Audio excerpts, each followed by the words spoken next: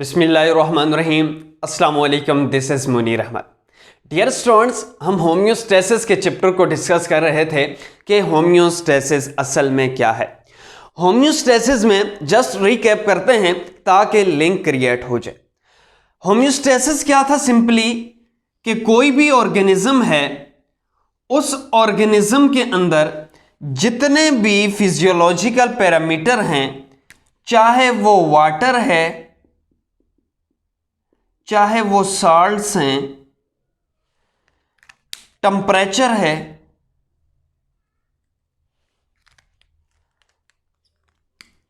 PH है, etcetera, जितनी amount body में रिक्वायर है उतनी ही अगर अमाउंट बॉडी के अंदर है, अगर बॉडी के अंदर ऐसी एबिलिटी है कि उस जितनी अमाउंट रिक्वायर है उस अमाउंट के मुताबिक बॉडी के अंदर रखता है इन फिजियोलॉजिकल पैरामीटर्स को, इस एबिलिटी को होम्योस्टेसिस कहते हैं सिंपली। फिर हमने यूं कहा था कि अगर हम सिर्फ वाटर एंड साल्ट्स की बात करेंगे, यानी वाटर और साल्ट्स को मेंटेन करने की बात करेंगे, इसको हमने कहा था ऑस्मो रेगुलेशन, और ये चैप्टर का फर्स्ट पार्ट था कि ऑस्मो रेगुलेशन क्या है। वो प्रोसेस, वो एबिलिटी जिसमें बॉडी वाटर और साल्ट्स की अमाउंट को जितनी रिक्वायर है उसको मेंटेन करता है, उसको हम ऑस्मो रेगुलेशन कहते हैं। हम डिटेल से प्रीवियस लेक्चर में डिस्कस कर चुके हैं। फिर उसके बाद हमने ये कहा था कि बॉडी के अंदर डिफरेंट सेल्स भी हैं और इन सेल्स के अंदर वेस्ट प्रोडक्ट भी बन रहा है। इन वेस्ट प्रोडक्ट की बॉडी को जरूरत नहीं है। अब अगर इसको मैं बाहर लिखूं वेस्ट प्रोडक्ट्स को, ये जो प्रोडक्ट्स हैं, ये जो बॉडी के अंदर बन रहे हैं, ये बॉडी को जरूरत नहीं है, तो होम्योस्टेसिस क्या है? डिस्टर्ब है। अब जब इन वेस्ट प्रोडक्ट्स को बॉडी से रिमूव करेंगे तो होम्योस्टेसिस है, क्योंकि बॉडी को जिन पैरामीटर्स की, जिन रिक्वायरमेंट्स की अगर जरूरत है तो बॉडी के अंदर रहेंगे, अगर जरूरत से ज्यादा हैं तो रिमूव होंगे, अगर जरूरत से कम है तो दोबारा से ज्यादा होके मेंटेन होंगे। अब ये जो वेस्ट प्रोडक्ट्स बने हैं बॉडी के अंदर कंटिन्यूसली बन रहे होते हैं मेटाबॉलिज्म के रिजल्ट में। अब इन वेस्ट प्रोडक्ट्स को बॉडी ने रिमूव करना है, बॉडी को मेंटेन करना है, इस एबिलिटी को होम्योस्टेसिस कहते हैं। वाटर, बॉडी के अंदर वाटर और साल्ट्स को मेंटेन करना होम्योस्टेसिस है। बॉडी के अंदर टेम्परेचर को मेंटेन करना होम्योस्टेसिस है। जब हमने वेस्ट प्रोडक्ट्स की बात की थी, जब हमने कहा था वेस्ट प्रोडक्ट्स को बॉडी से जब हम रिमूव करेंगे, इस प्रोसेस को एक्सक्रीशन कहेंगे। ये हमने लास्ट लेक्चर में डिस्कस किया था। बॉडी के अंदर जो वेस्ट प्रोडक्ट बन रहे हैं, उन वेस्ट प्रोडक्ट को जब हम बॉडी से रिमूव करेंगे, रिमूव करने का जो प्रोसेस है उस प्रोसेस को हम एक्सक्रीशन कहते हैं। फिर हमने एक्सक्रीशन में 3 एक्सक्रीटरी प्रोडक्ट्स को डिस्कस किया था। हमने कहा था कि 3 मेनली एक्सक्रीटरी प्रोडक्ट्स बॉडी के अंदर बनते हैं। ये एक्सक्रीटरी प्रोडक्ट अमोनिया भी हो सकता है, इसके रिजल्ट में अमोनिया भी बन सकता है वेस्ट प्रोडक्ट। ये जो वेस्ट प्रोडक्ट है इसी को एक्सक्रीटरी प्रोडक्ट कहते हैं, ठीक है। अब यहां पे यूरिया भी बन सकता है। अब वेस्ट प्रोडक्ट या एक्सक्रीटरी प्रोडक्ट के तौर पर यूरिक एसिड भी बन सकता है। ये 3 जो हैं वो मेन कैटेगरीज है। अब हमने last time in excretory product की बेस पे एनिमल्स को 3 कैटेगरीज पे डिवाइड किया था। हमने ये कहा था कि वो ऑर्गेनिज्म जो अमोनिया को बॉडी से, डायरेक्ट अमोनिया को बॉडी से रिमूव करते हैं, एक्सक्रीट करते हैं, या अमोनिया को as a excretory product excrete करते हैं, तो उनको हम इम्यूनोटिलिक एनिमल्स कहते हैं। यह हमने डिटेल से डिस्कस किया था। आज हम डिस्कस करेंगे कि वो ऑर्गेनिज्म जो यूरिया को एज ए एक्सक्रीटरी प्रोडक्ट जब एक्सटर्नल एनवायरनमेंट में एक्सक्रीट करते हैं, उन ऑर्गेनिज्म को क्या कहते हैं? और वो ऑर्गेनिज्म जो यूरिक एसिड को as a excretory product body से रिमूव करते हैं, उन ऑर्गेनिज्म को क्या नाम दिया जाता है? मींस कि अगर देखें, यहां पे एक बेसिक पॉइंट है, कंसेप्चुअल पॉइंट है, वो ये पॉइंट है कि हम बेसिकली ये जो क्लासिफिकेशन कर रहे हैं ये इन बेसिस पे कर रहे हैं, और ये बेसिस एक्सक्रीटरी प्रोडक्ट्स हैं। अब फिर आपके माइंड में ये क्वेश्चन आएगा कि सर हमें ये बताएं कि बाज ऑर्गेनिज्म जो हैं वो अमोनिया को एक्सक्रीट करते हैं, बाज ऑर्गेनिज्म यूरिया को एक्सक्रीट करते हैं, बाज ऑर्गेनिज्म यूरिक एसिड को एक्सक्रीट करते हैं। तो ऐसा क्यों करते हैं? इंपॉर्टेंट कंसेप्चुअल क्वेश्चन है। अब ये बात हमेशा याद रखनी है, अमोनिया को ज्यादा वाटर चाहिए एलिमिनेशन के लिए।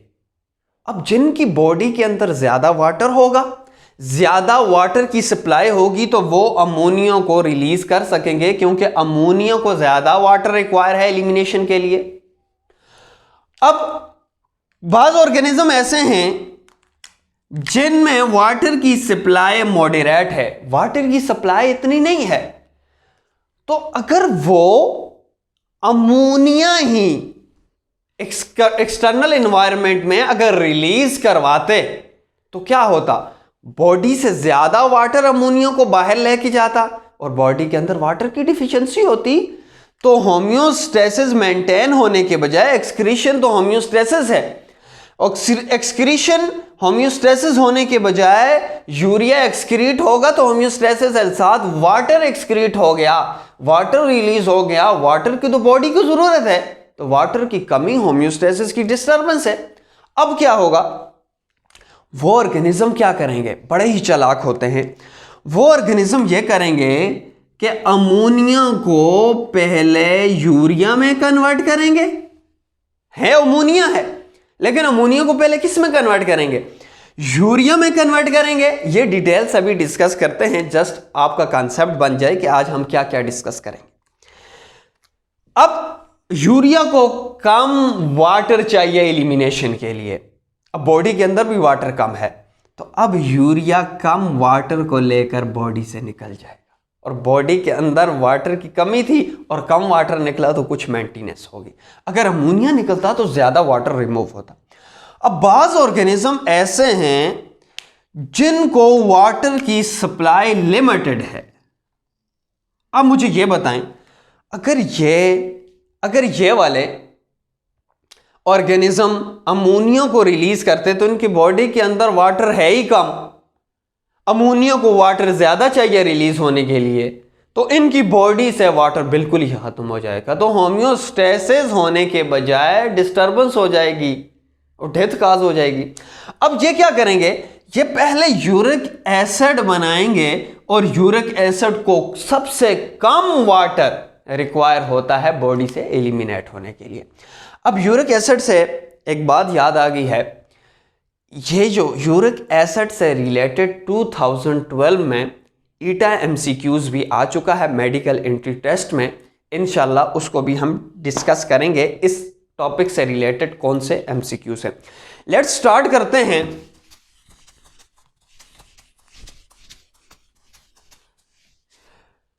कि वो ऑर्गेनिज्म जो यूरिया को बॉडी से इन्वायरमेंट में, एक्सटर्नल इन्वायरमेंट में एक्सक्रीट करते हैं, उन ऑर्गेनिज्म का मैकेनिज्म क्या है, वो ऐसा क्यों करते हैं? वो ऑर्गेनिज्म जो यूरिया को एक्सक्रीट करते हैं, उन ऑर्गेनिज्म को यूरियोटिलिक एनिमल्स कहते हैं। सिंपल सी बात है, वो ऑर्गेनिज्म जो यूरिया को एक्सक्रीटरी प्रोडक्ट के तौर पर एक्सटर्नल एनवायरनमेंट में रिलीज करवाते हैं, फॉर एग्जांपल ह्यूमन। अब ह्यूमन क्या करता है? अमोनिया को पहले यूरिया में कन्वर्ट करता है और फिर यूरिया को बॉडी से रिलीज करता है, जिसको आप पेशाब कहते हो सिंपली। तो अब मुझे यह बताना है कि ह्यूमन क्या है, क्या यूरियोटीलिक हैं? तो डेफिनेटली यूरियोटीलिक हैं। क्यों? क्योंकि ये यूरिया को एक्सक्रीट कराते हैं। Animals excreting urea is known as ureotelic animals. और ये जो फिनोमेना है, अगर मैं यहां पर डायग्राम से जाहिर करूं तो आपको क्लियर होगा। फॉर एग्जांपल, ये कोई भी ऑर्गेनिज्म है, कोई भी मैमल है,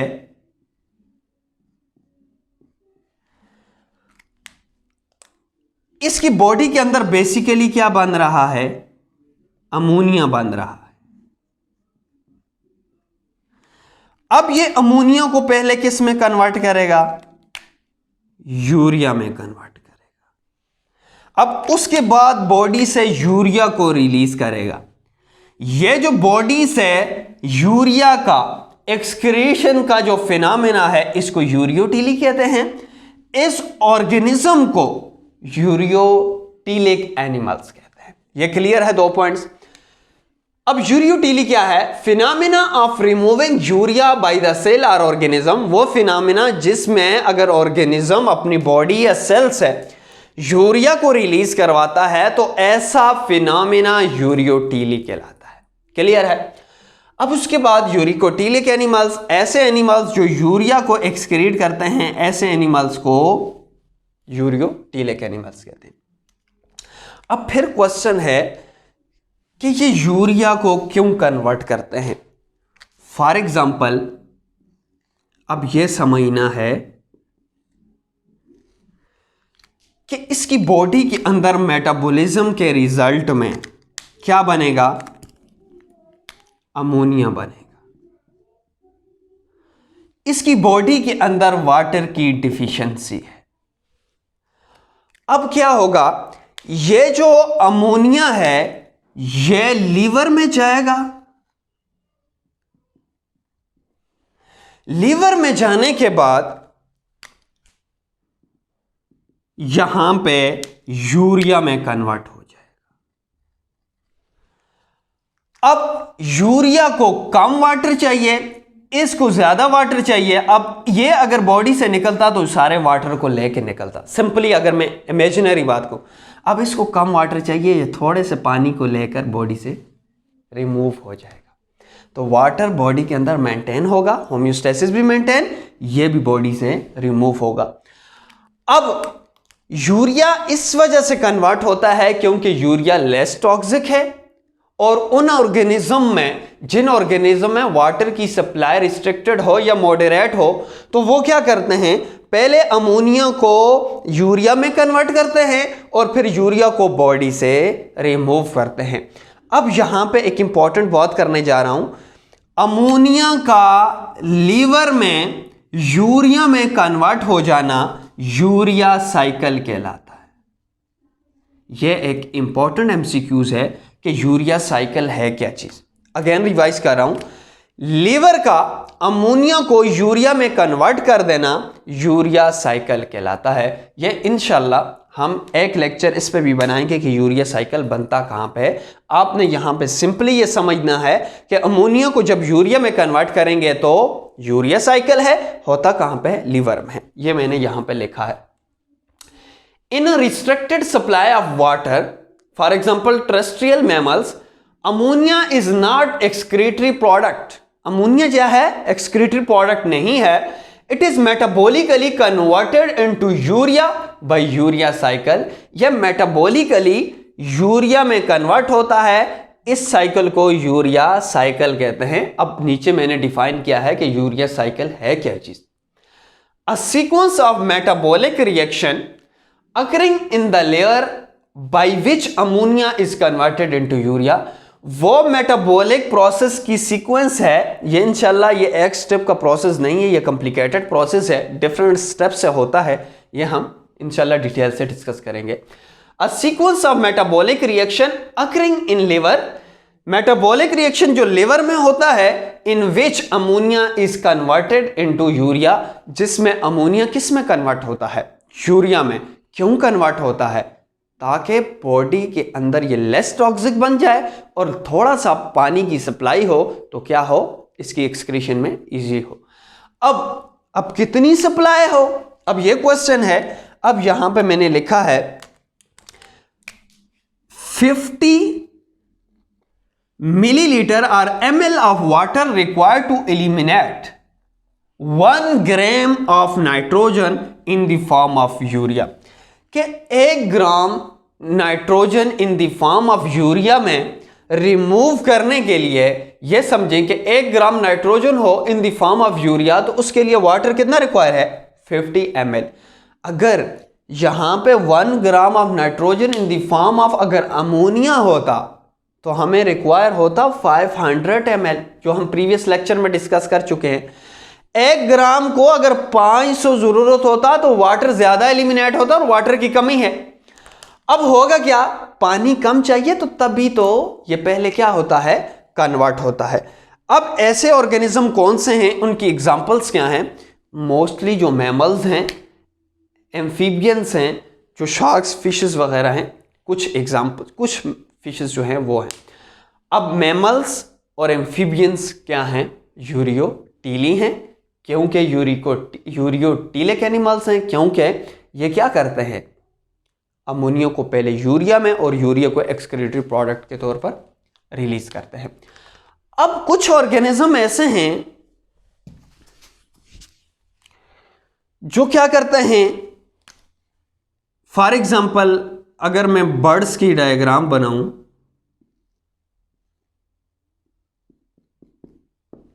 फॉर एग्जाम्पल ये कोई भी बर्ड है, इन ऑर्गेनिज्म में पानी की कमी होती है, पानी की रिस्ट्रिक्शन होती है, तो अब ये क्या करते हैं, इनको कम वाटर चाहिए एलिमिनेशन होने के लिए, एक्सक्रीटरी प्रोडक्ट को भी रिमूव कर दें, एक्सक्रीटरी प्रोडक्ट को रिमूव भी कर दें और वाटर भी इनकी बॉडी के अंदर क्या रहे, मेंटेन रहे। तो ये क्या करते हैं, यूरिक एसिड को बॉडी से एक्सक्रीटरी प्रोडक्ट के तौर पर रिलीज करवाते हैं। अब ये जो फिनोमेना जिसमें ऑर्गेनिज्म या सेल यूरिक एसिड को एक्सक्रीटरी प्रोडक्ट के तौर पर रिलीज करता है, एक्सक्रीट करता है, इस फिनोमेना को यूरिकोटीली कहते हैं, यूरिक से निकला है। Phenomena of removing uric acid is known as uricotely. अब वो organism, for example birds, insects, many reptiles, land snails, वो ऑर्गेनिज्म जो यूरिक एसिड को एक्सक्रीटरी प्रोडक्ट के तौर पर रिलीज करते हैं, ऐसे ऑर्गेनिज्म को यूरिकोटीलिक एनिमल्स कहते हैं, जो यहां पे मैंने लिखा है। Animals excreting uric acid as excretory product, वो एनिमल्स जो यूरिक एसिड को एक्सक्रीटरी प्रोडक्ट्स के तौर पर रिलीज करते हैं, उनको हम यूरिकोटीलिक कहते हैं। अब फिर ये क्वेश्चन है कि ये यूरिक एसिड के तौर पर क्यों करते हैं? अमोनिया टॉक्सिक था, यूरिया लेस टॉक्सिक था, यूरिक एसिड उससे भी लेस टॉक्सिक है। क्लियर है? अमोनिया को ज्यादा वाटर एलिमिनेशन के लिए रिक्वायर था, यूरिया को उससे कम रिक्वायर था, यूरिक एसिड से उससे भी कम रिक्वायर है। क्लियर है? अब less toxic than urea, animals inhabiting environment which acute shortage supply of water, उन एनिमल्स में जिन एनिमल्स को पानी की सप्लाई कम होती है, फॉर एग्जांपल बर्ड्स, इंसेक्ट्स हैं, तो ये क्या करते हैं, ये ज्यादा वाटर को एलिमिनेट नहीं कर सकते, तो इनको ऐसा प्रोसेस करना होता है जिसमें एक्सक्रीटरी प्रोडक्ट भी बॉडी से निकल जाए लेकिन पानी भी कम निकले, पानी कम निकले, ताकि बॉडी के अंदर मेंटेन रहे। अब कितनी एलिमिनेशन चाहिए, कितना वाटर चाहिए, water required for elimination 1 millilitre, 1 ml of water required to eliminate 1 gram of nitrogen in the form of uric acid। इसका यह मतलब है कि 1 ml हमें वाटर रिक्वायर होगा 1 gram of nitrogen in the form of uric acid. Important है, यहां पे आपने स्टार मार्क करना है। 1 ग्राम 50 ml रिक्वायर है एलिमिनेट होने के लिए 1 gram of nitrogen in the form of urea. तो एक एमसीक्यूज है 2012 में ईटा एमसीक्यूज आ चुका है। अब एमसीक्यूज यह है, which is least toxic. Option है, ऑप्शन 1 है यूरिया, ऑप्शन 2 है अमोनिया, ऑप्शन सी है uric acid and option D है नॉन ऑफ दिस। अब आप श्योर हैं कि इनमें जो बेस्ट ऑप्शन है, जो करेक्ट ऑप्शन है वो क्या है? तो डेफिनेटली आप इस टाइम यही कह रहे होंगे जो सबसे लेस टॉक्सिक है वो यूरिक एसिड है। क्यों? वो हमने रीजन डिस्कस कर चुके हैं। अब रिवाइज करते हैं कि आज हमने क्या क्या डिस्कस किया। आज हमने एक्सक्रीटरी प्रोडक्ट की बेस पे ऑर्गेनिज्म को डिवाइड किया। प्रीवियस लेक्चर में हम अमोनिया की बेस पे किया कि वो ऑर्गेनिज्म जो अमोनिया को बॉडी से एक्सक्रीटरी प्रोडक्ट के तौर पर रिलीज करते हैं उन ऑर्गेनिज्म को इम्यूनोटिलिक ऑर्गेनिज्म कहते हैं। आज हमने बात की कि वो ऑर्गेनिज्म जो यूरिया को एक्सक्रीट करते हैं उनको क्या कहते हैं। वो ऑर्गेनिज्म जो यूरिक एसिड को डायरेक्टली एक्सटर्नल एनवायरनमेंट में एक्सक्रीटरी प्रोडक्ट के तौर पर रिलीज करते हैं उनको क्या कहते हैं। यूरियोटिली क्या है? The phenomena of removing urea by the cell और organism is known as ureotely. And then we discussed uricotelic, those animals which excrete urea as an excretory product is known as ureotelic animals. Because urea is less toxic in terrestrial supply of water, in restricted supply of water, terrestrial mammals, ammonia is not excretory product. It is metabolically converted first into urea, and this cycle and this process is known as urea cycle. And how many amount of water required to eliminate 1 gram of nitrogen in the form of urea?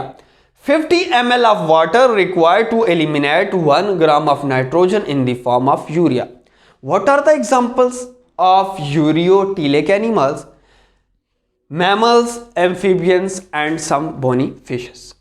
And then we discussed uric acid as an excretory product. Those organisms which excrete uric acid is known as uricotelic animals, and this phenomena is known as uricotily. And because uric acid is less toxic, least toxic than urea and ammonia, and required less or low amount of water to eliminate. How many water required to eliminate 1 gram of nitrogen in the form of uric acid?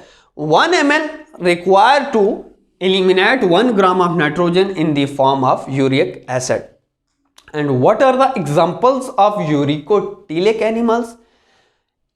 Birds, insects, many reptiles, land snails, and etc. And last we discussed important MCQs 2012 में जो आ चुका है कि which one of is least toxic. One is urea, second is ammonia, third is uric acid, and D is none of these. So correct option is uric acid. Now a short homework for the students that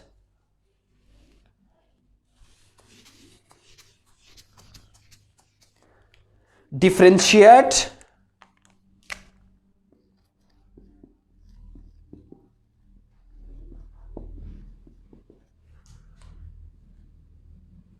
ureotelic animals and uricotelic.